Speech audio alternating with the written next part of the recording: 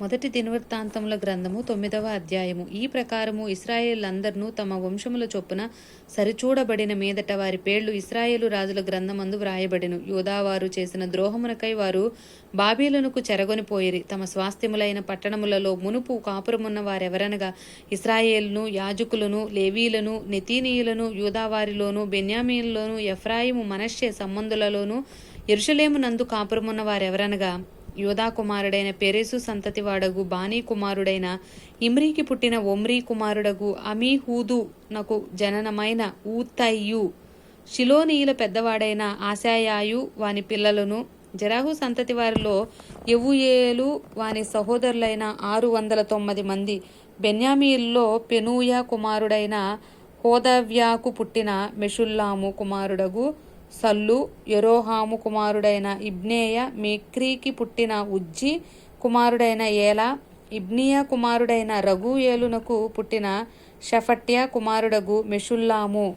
వీరును వీరి సహోదరులను తమ తమ వంశముల పట్టీల చొప్పున 956. ఈ మనుషులందరినూ తమ పితరుల వంశములను బట్టి తమ పితరుల ఇండ్లకు పెద్దలు.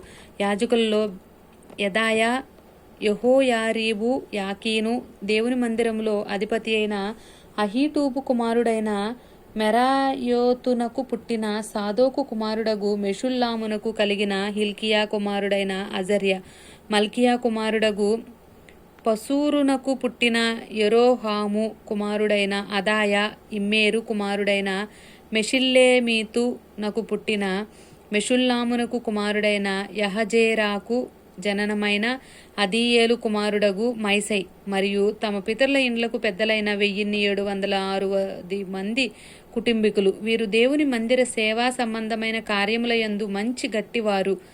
మరియు లేవీలలో మెరారి సంతతి వాడైన హషబ్య కుమారుడగు అజ్రీకామునకు పుట్టిన హష్బూబు కుమారుడైన షమయ, జక్బక్కరు, హెరేషు, గాలాలు, ఆసాపు కుమారుడగు జిక్రీకి పుట్టిన మీకా కుమారుడైన మత్తన్య, యదూతూను కుమారుడైన గాలాలునకు పుట్టిన షమయ కుమారుడైన ఒబద్య, నెటోపాతీల గ్రామములలో కాపురమున్న ఎల్కానా కుమారుడైన ఆసాకు పుట్టిన బెరెక్య. ద్వారపాలకులు ఎవరనగా షల్లూము, అక్కూబు, టల్మోను, అహీమాను అనువారును వారి సహోదరులను. వీరిలో షల్లూము పెద్ద. లేవీల సమూహములలో వీరు తూర్పున నుండు రాజు గుమ్మమునొద్ద ఇంతవరకు కాపురము చేయుచున్నారు.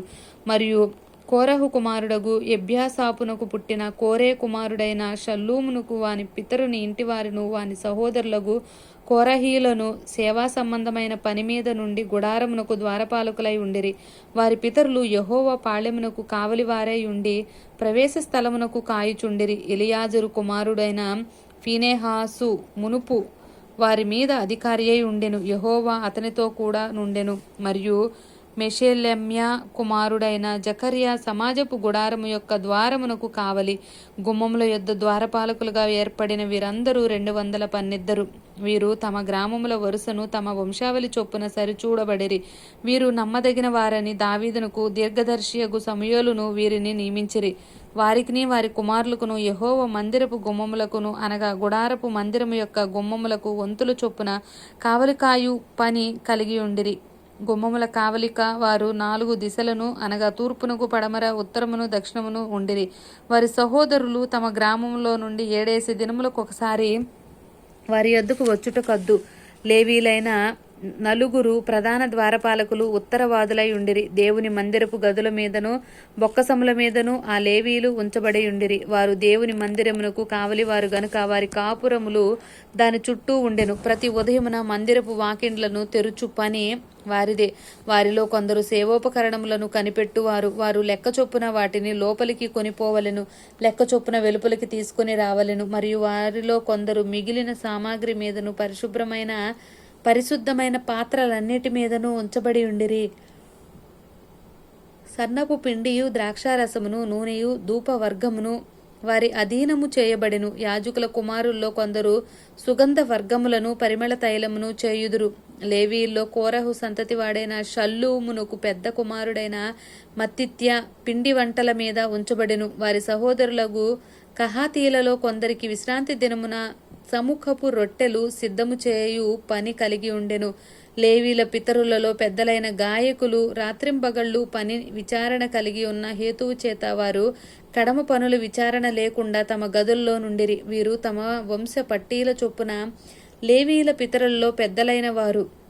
వీరు యెరూషలేమునందు కాపురముండిరి. గిబియోను తండ్రి అయిన యెహీయేలు గిబియోనులో కాపురముండెను. అతని భార్య పేరు మైక.